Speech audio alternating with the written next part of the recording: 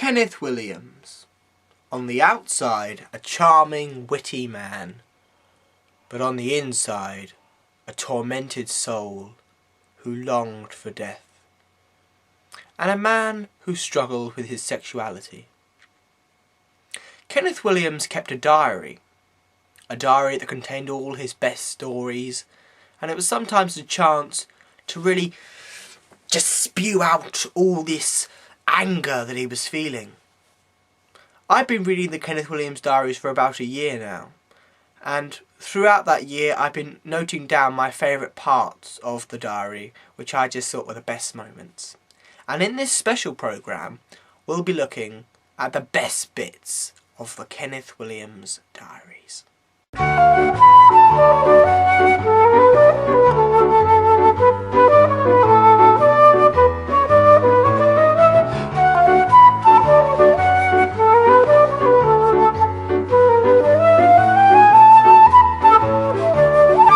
Kenneth Williams had the idea of suicide from very early on in his life, and it's amazing that years later, towards the end of his life, that idea was resurrected. Now, it's not quite clear how Kenneth Williams died. He could have killed himself, or he could have died naturally. The only way you're going to find that out is by reading the diary and judging for yourself. But that's where we start today, at these early memories of suicide. Monday the 5th of April, 1948. Just another bloody, stinking, disappointing day. Seriously thinking about taking my own life. I think it should be easiest by drowning. Say to project one's body into the river from Westminster Bridge. Saturday the 19th of May, 1951. Feeling utterly broken physically and mentally. Oh, where shall I hang a most unhappy head? Thursday the 4th of February, 1954. Masturbation is a physical manifestation of self-love, or perhaps self-satisfaction.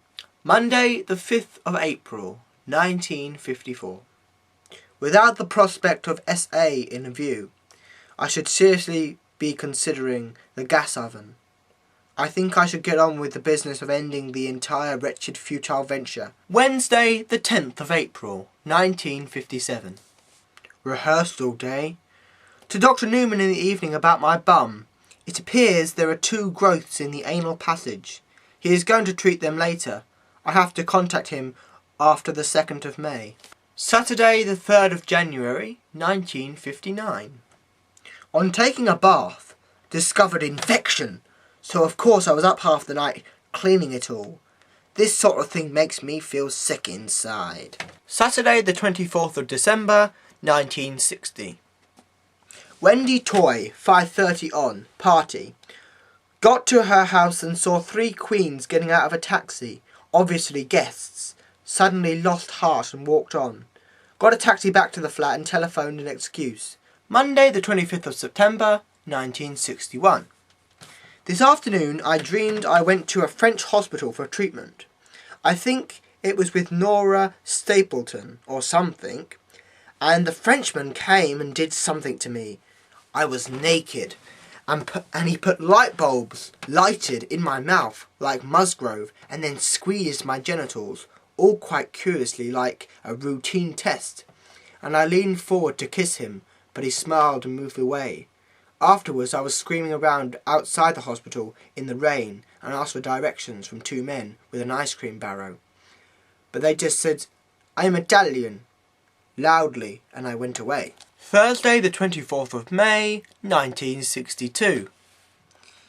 I walked all the way home and cried in the streets. Tuesday the 5th of June, 1962. Took Louis to lunch at Bagadi, and after she'd finished an ice cream, she suddenly fell forward onto the table and fainted. It was a ghastly experience. When I got hold of her and sat her upright, the face was askew on the shoulders. Grotesque, the mouth open and the breath gasped noisily like a frightened drunken snore. Tuesday the 3rd of July, 1962. Went to the butcher's for steak for my lunch. He said to me, "I think you're a bit of prime myself." "There you are, 4 and 6pence, my angel." I giggled and felt like a little high school girl. It was nice. Monday the 9th of July, 1962. On the bus today, the conductor said, "Shaftesbury Avenue!" And a man came down the stairs and said, "Did you say Lesby Avenue?" "No, I didn't, but do you want to make something of it?"